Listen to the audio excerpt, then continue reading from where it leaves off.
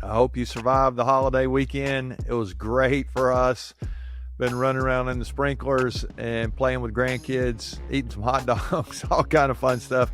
Even some little makeshift fireworks we had going on. It was great. 4th of July over now, and we are into the second half of the year, and I'm going to continue on this theme of the last few weeks.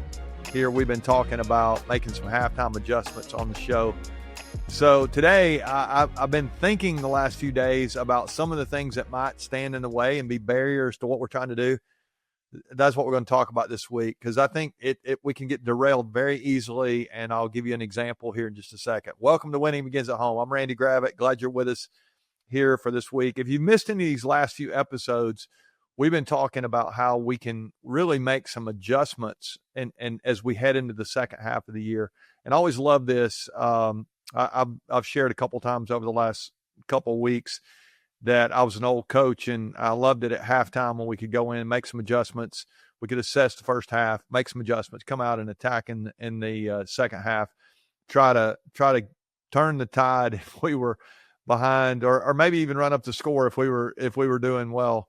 And that's really, I think, the way we ought to be approaching our lives here. If we're not careful, we can measure everything at work, but we get outside of work and we just kind of take it easy and, hope we get some rest and all that kind of stuff. And I think outside of work, our lives really can be so rich if we'll give some thought to some of the things we'll talk about today. But here's one of I said I'd give you an example. The example is the New Year's resolution. It is a disaster every year when we make these resolutions. We get all fired up at the beginning of the year.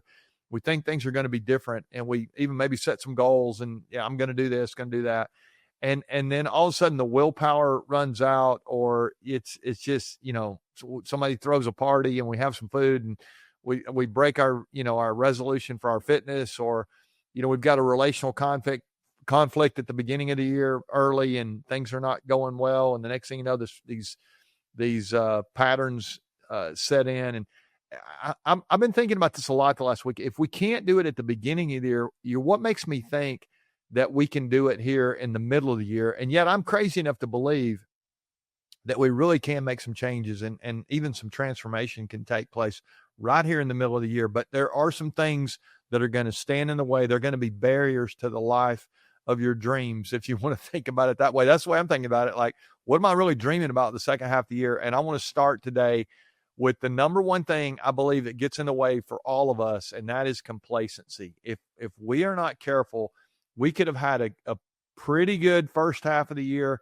We can get complacent. We can be satisfied, and complacency has a sister maybe called apathy. If we're not careful, complacency can be.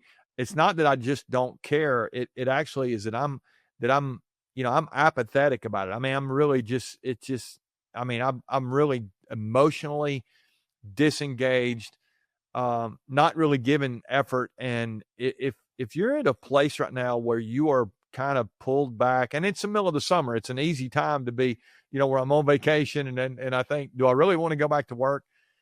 We all kind of have these moments where we're not sure sometimes that we're even in the right spot. And I want to encourage you today to not let complacency stand in the way of your dreams, the life of your dreams. We framed it that way a second ago. I want you to think about really what you want in the second half of the year. And let's go back to even to some of those things we focused on last week. We remember, I don't know if you listened to the episode last week, just the second episode. We said we had the freedom to make a choice, and I challenged you to make a list of 10 things that you'd like to accomplish, and then narrow it down to 5. And then really, to me, this is the power in it, is to mark out 4 of the 5 and just pick one. What is the most important thing that you want to focus in the second half of the year, focus on, and you want to accomplish? And if you can really do that, narrow that focus, but it's not going to happen if you're complacent. If you're thinking, it doesn't really matter. It's fun to listen to this, but I'm not really going to do anything. No, we're going to do something. You're going to practice your way to high performance. You're going to behave your way to where you want to go.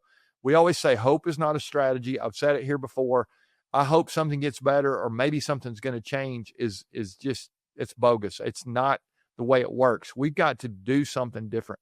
And so I want to challenge you today to pay attention to some of those areas where complacency maybe has popped up. And I think a lot of this, for me personally, has to do, if I'm not careful, with emotional detachment. I can detach myself emotionally from the way I ought to be thinking, and or maybe even your success. I said it a minute ago. Sometimes I can get to a point where I think, okay, you've done that. Is that enough? And truthfully, your success is great. I hope you enjoy it. We even talked about that in a couple of those episodes lately. Achievement and enjoyment, they can go hand in hand. But I hope you get to a point where you're saying, I want to do my best every day. And to me, that's the antidote here to complacency. It's just, I wake up every day and I make a decision. I want to be my very best. And I think if you can do that, you really are there's nothing going to stand in the way of what you're going to accomplish the second half of this year. But if you wake up and you don't really care, and you don't want to work hard, and you don't want to try, and you check out, and you give up, and you give in, don't be surprised if you get down the road and you look back and you think, I wish I would have, I should have, I could have. And there's a lot of regret in those statements. And so we don't need that. So I want you to pick an area today where you've gotten a little complacent. It creeps in. It's the old, I talk about it sometimes as it's like erosion. The water begins to, put tracks in the mud and on the hillside. And the next thing you know, you've got a problem when erosion takes place. This is not going to be some implosion here. This is erosion. This is these secret little areas where we give just, an inch, and the next thing you know, we've lost a mile. I want to encourage you today to really identify any area where you've gotten complacent, and let's rid ourselves of complacency. Let's make sure we certainly don't have any apathy in our life. Your life is too important. Your leadership is on the line. Your family needs you. Maybe even the people at work. We could let's cross over here into the 9 to 5 for a second.